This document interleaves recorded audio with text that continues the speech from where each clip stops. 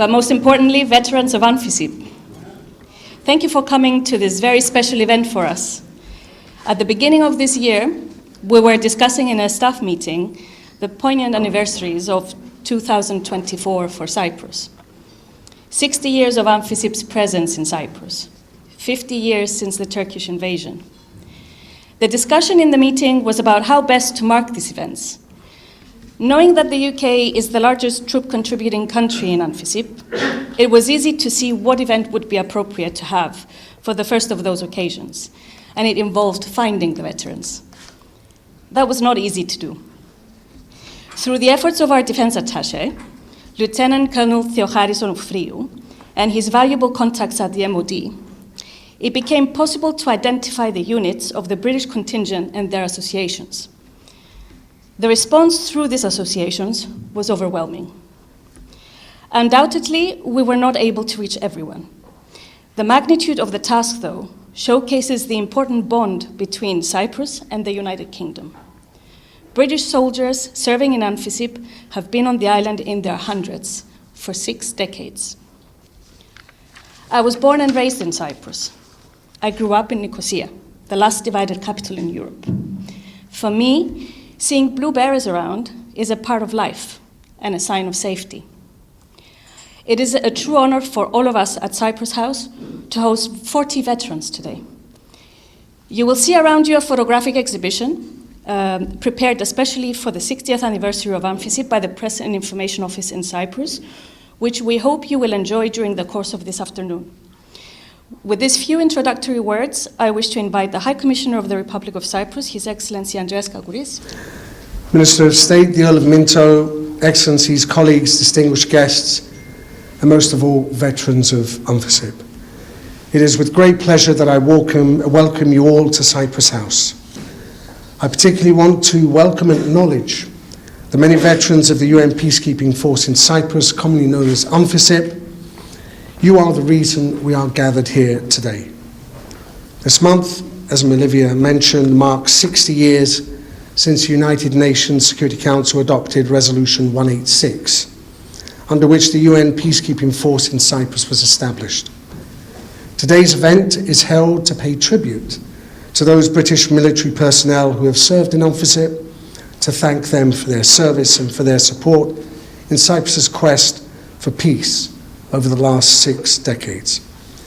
There are veterans in this room who served in 1964 and others who served as recently as 2020, and many more are still serving today. According to the United Nations sources, more than 150,000 troops who served in UNFICYP since its establishment, with 6,300 arriving on the island by the end of '64. 43 countries contributed to the force, and I'm pleased to see many of those countries are represented here today, and I thank them for joining us and for their country's contribution to UNFICYP. The United Kingdom has been one of the largest troop contributors throughout UNFICYP's existence. The British contingent is now stationed at Leidra Palace in Nicosia and is responsible for Sector 2, as it is called, and I'm sure all of you veterans, when I start talking about districts and sectors, would know very well what I'm talking about. And they are patrolling and monitoring military activity in 30 kilometres of the buffer zone, part of which runs through the capital Nicosia. Today, UNFICYP numbers about 850 troops, with 257 of its personnel coming from the United Kingdom.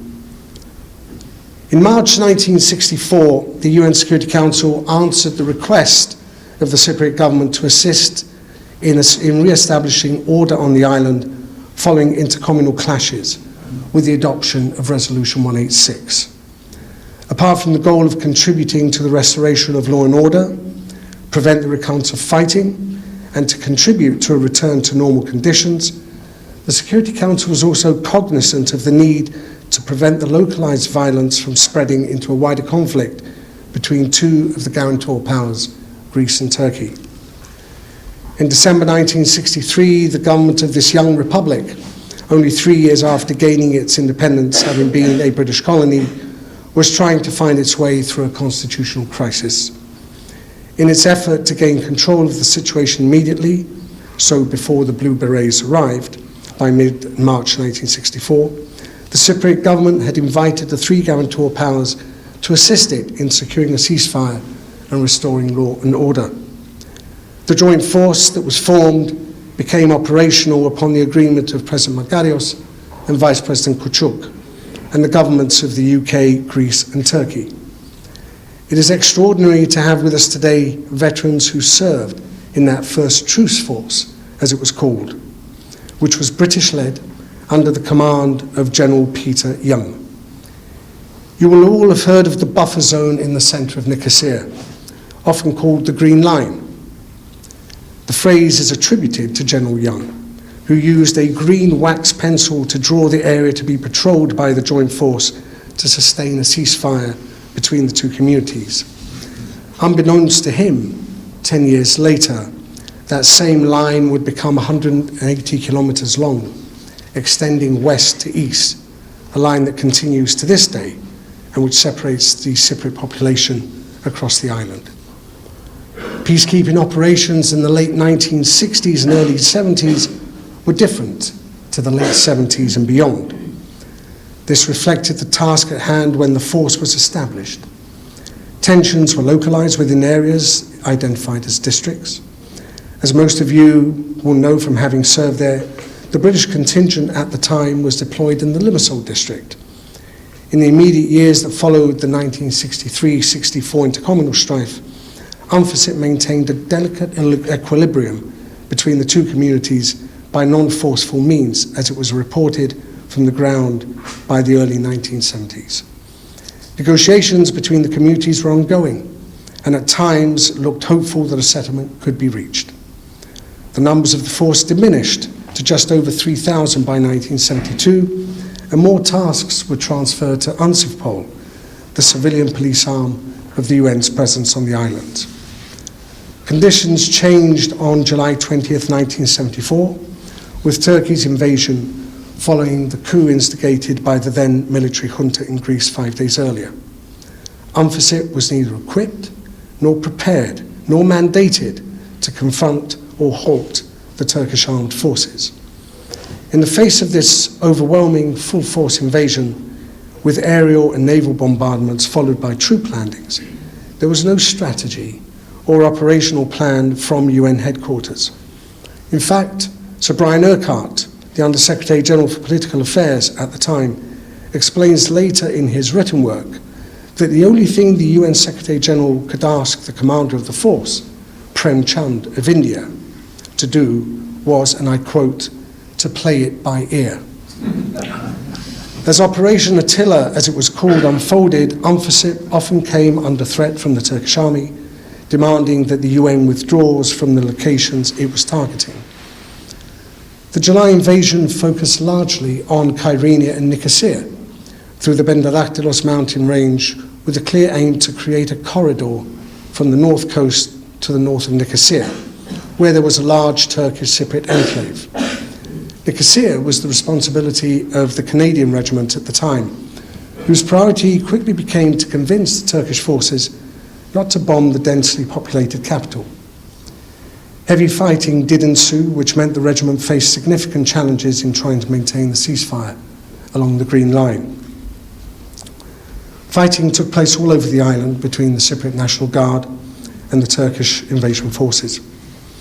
UNFICYP often found that its ability to move freely around the island was challenged by the opposing forces. According to the testimonies of the Finnish contingent operating in the Gerinia Bendadaktylos district, the Swedish contingent operating in the Famagusta district, and the Danish contingent in the Lefka district, the focus of UNFICYP quickly became to maintain its channels of communication with local communities to prevent or halt outbreaks of intercommunal fighting, which by then had become increasingly heated as a result of the invasion and the clashes between the Turkish army and the National Guard. With the ultimate goal to prevent fighting between the two communities, either through negotiation or deployment of its forces, UNFICYP worked on halting sieges, releasing captured groups from either community by the other, and preventing organised attacks. as well as working around the island to achieve local ceasefires between the communities. All against the backdrop and because of a conventional full-scale war with an attacking army multiple times stronger in capabilities and numbers than the National Guard, and an UNFICYP that had neither the authority nor the military means to engage. A UN-negotiated ceasefire started on 22 July, but outbreaks of violence continued as the Turkish army was moving forward to expand its hold on the ground. The representatives of the two communities, Glafkos Gridis for the Greek Cypriot community and Rauf Denktash for the Turkish Cypriot community, and the foreign ministers of the three guarantor powers were due to meet in Geneva to negotiate an agreement for a settlement that would end the fighting on the island. It was, however, clear, and from UNFICYP records too, that Turkey's military objectives had not concluded in July.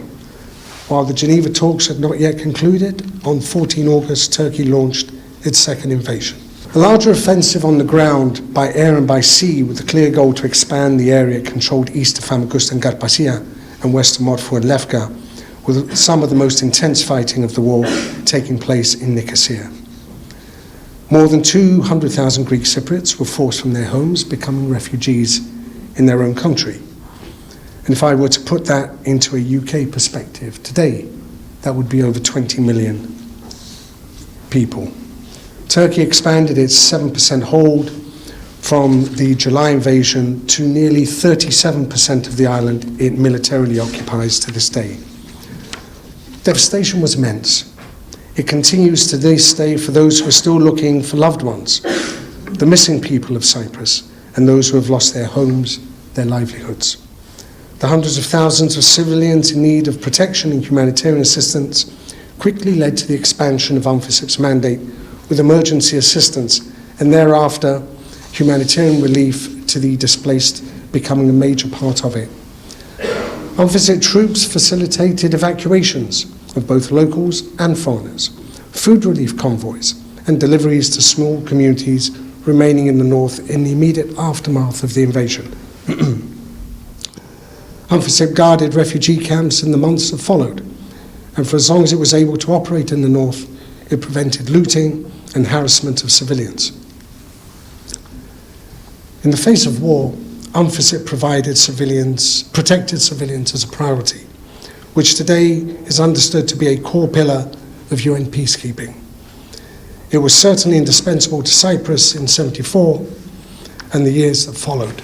By 1975, the two communities had found an arrangement in the Third Vienna Agreement to allow for the movements of population across the ceasefire line, with priority given to the reunification of families.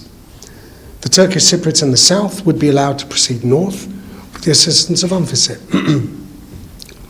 The Greek Cypriots in the north would be allowed to stay if they so wished and be given help to lead a normal life, including facilities for education and for the practice of their religion, and to receive medical care and have freedom of movement to the south, in the north, sorry. The remaining Greek Cypriots in the north wishing to move to the south would have been permitted to do so.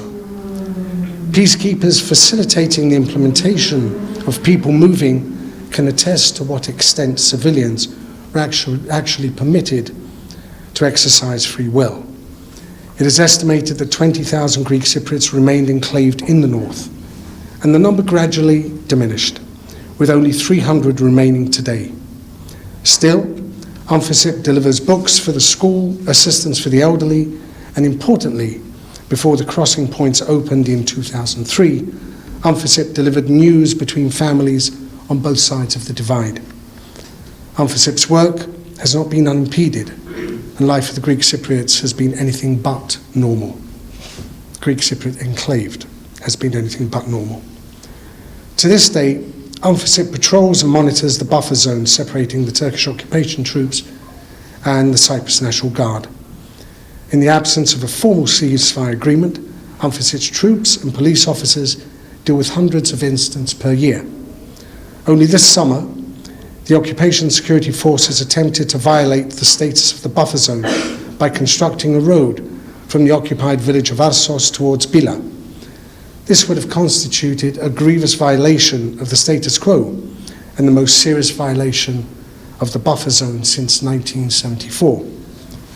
On 18th August, UN peacekeepers, in exercising their mandate, stood in the way of this attempted construction, and as a result were assaulted and UN vehicles bulldozed, resulting in injury of several peacekeepers, including British peacekeepers.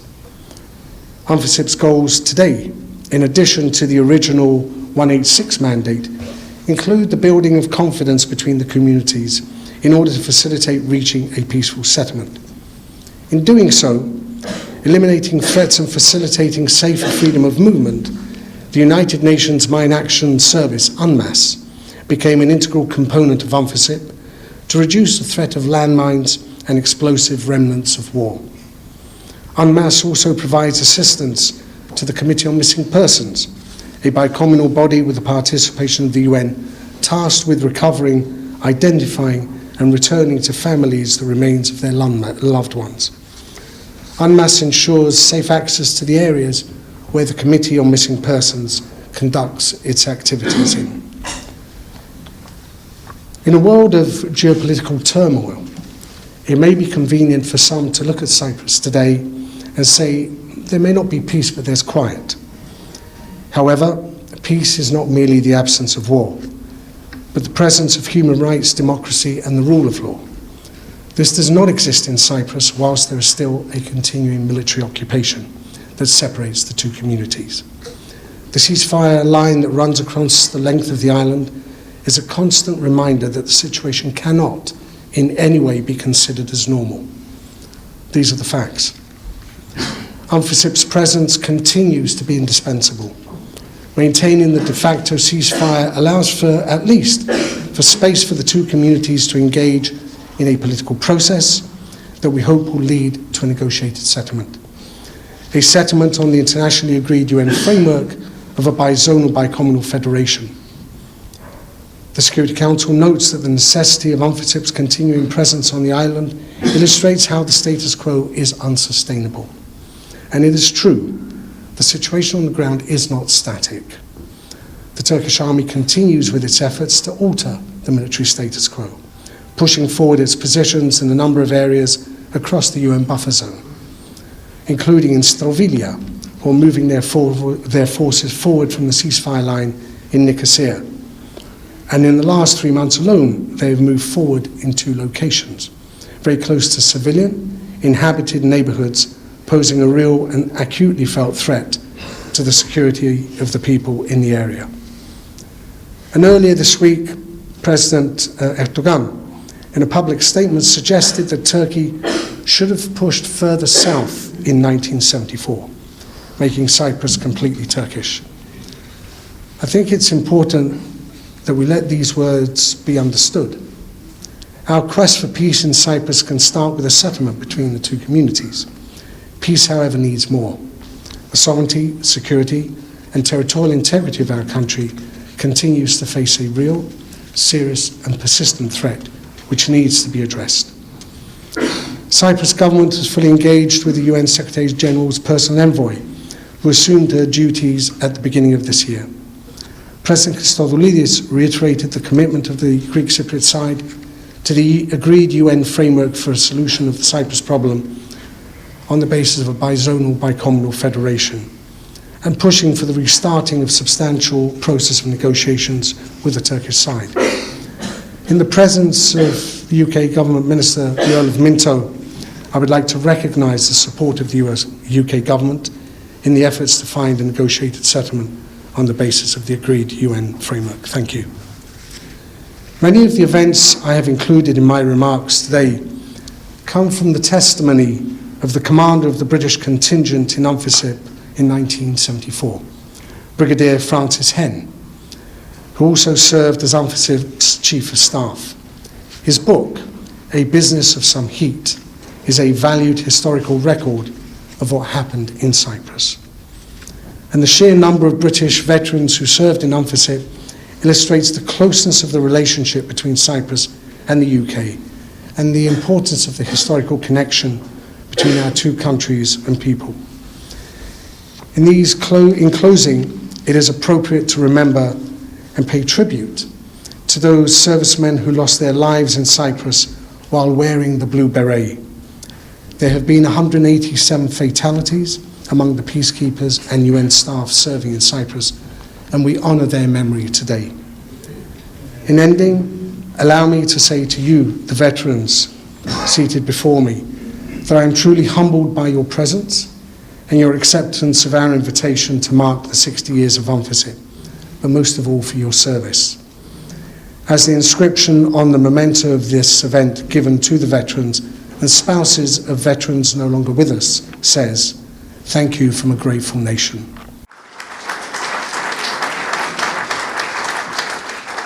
It's an enormous pleasure to be here and to celebrate what is a great unit which has done some fantastic work.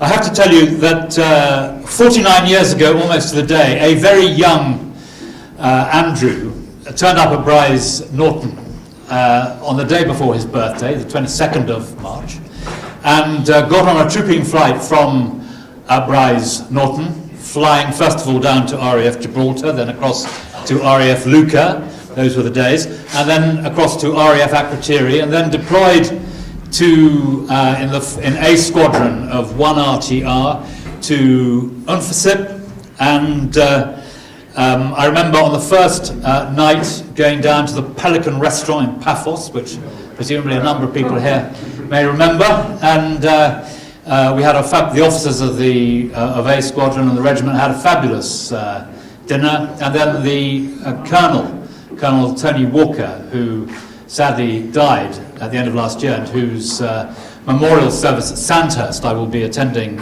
tomorrow, he turned to the most junior officer in the regiment, which was myself, and said, "I see that you have an A-level in ancient Greek. Would you mind getting up and thanking the management for this fabulous dinner?"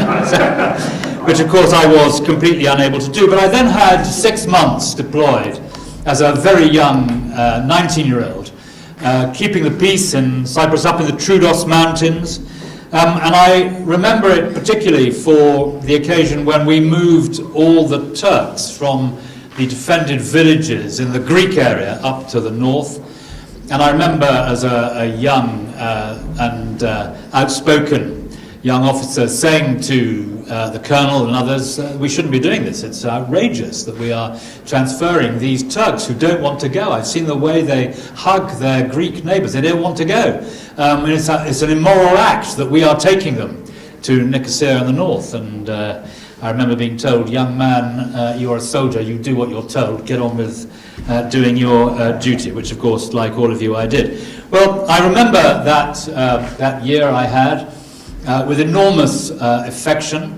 I even, as everyone here will have done, received the United Nations military medal, which I kept in a drawer for many, many years, until in my constituency I noticed that the chairman of the British Legion at Remembrance Sunday didn't have any medals at all. So I thought I might bring out my medal, and I wear it with very, very great pride. And I remember my 5-year-old daughter asking me many years ago now, "Dad, what did you get the medal for?" And I said, "My darling, I got the medal for bravery way above and beyond the call of duty in Cyprus." And some days later, she'd obviously been speaking to her mother, because some days later I heard her saying on the phone to one of her friends, "Dad says he got the medal for bravery, but actually I've discovered that he got it for water skiing and parachuting in Cyprus."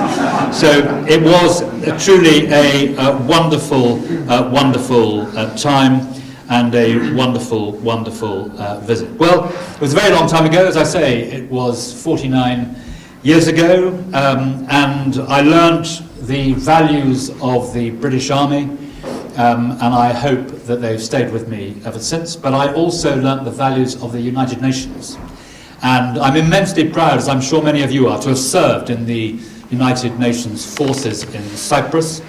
I think we did a really important and fabulous job. And I'd like to say this in ending about the United Nations, in that we all have grown up in an era where the importance of the international system, where the importance of the UN has governed our lives. We've always known that having an international rules-based system is so, so important. And of course, those old boys after the Second World War who set up the United Nations, who set up Bretton Woods, the IMF, the bank and so forth, they were determined that their generation, which had suffered so much in the Second World War, and their fathers' generations, which had suffered so much on the Western Front in the First World War, they were determined that this would not happen again. And that's why the international system, which has been so important to all of our lives in the intervening period, matters so much. And I just reflect that today the international system is shattered principally by the actions of Russia, a member of the Permanent Five, who has invaded its neighbour, brutalised and murdered its citizens, bombed and destroyed its infrastructure, in a way that many of us thought had been discarded to the history books of the last century. And today, at a time when we really need the international rules-based system to tackle climate change, to tackle migration, to tackle pandemics, we live in an era of narrow nationalism.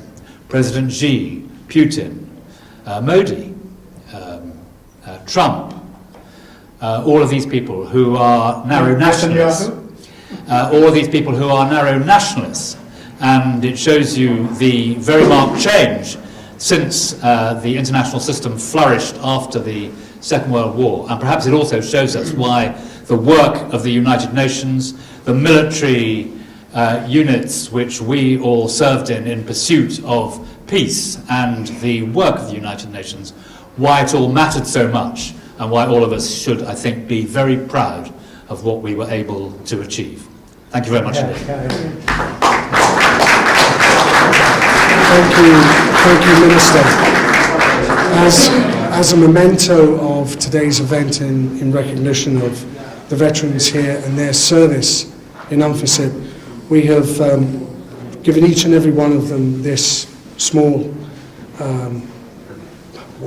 memento, I'll use the word memento again, which basically says, thank you from a grateful nation. And as a veteran, I'd like to give one to you as well. So thank you very much. Thank you very much.